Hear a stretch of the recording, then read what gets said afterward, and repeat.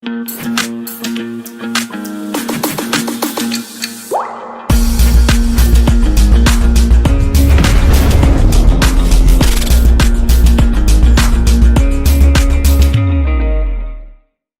bien bonjour à tous, bienvenue sur la chaîne Tech & Gaming. Donc aujourd'hui on se retrouve pour une nouvelle vidéo où je vais vous parler de l'histoire d'Internet.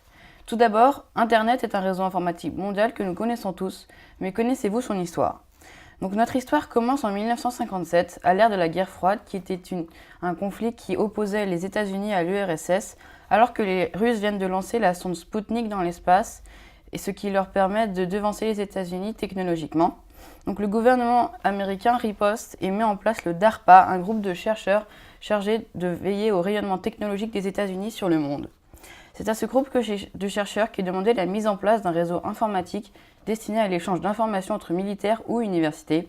Après des années de recherche, en 1969, le département américain de la défense américaine inaugure DARPANET. Il devient en 1972 ARPANET, ce qui permet de relier des universités entre elles. C'est l'ancêtre d'Internet. En 1971, Ray Tomlinson mise au point un nouveau mode de communication, le courrier électronique. Le contenu de ce premier email était le suivant, QWERTY UEP, que tu peux retrouver dans les claviers anglophones. C'est à ce moment-là que le caractère arrobase servait déjà à séparer le nom de l'utilisateur du nom de la machine dans les adresses. Donc, en juillet 1972, Lawrence G. Roberts améliora les possibilités ouvertes par Ray Tomlinson en développant la première application permettant de lister, de lire de manière sélective, d'archiver, de répondre ou de faire suivre un email. Dès lors, la messagerie électronique n'aura cessé de croître pour devenir la principale utilisation du réseau des réseaux au début du XXIe siècle.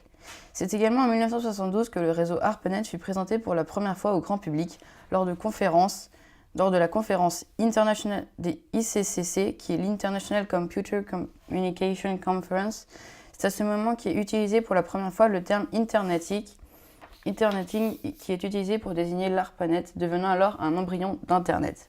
Donc, dès 1980, Tim Berners-Lee, un chercheur au CERN de Genève, mit au point un système de navigation hypertexte et développa avec l'aide de Robert Cailliau un logiciel baptisé Enquirer permettant de naviguer selon ce principe. C'est le premier navigateur. Fin 1990, Tim Berners-Lee met au point le protocole HTTP ainsi que le langage HTML qui permet de coder des pages web et permettant de naviguer avec l'aide de liens hypertextes à travers les réseaux dans les navigateurs.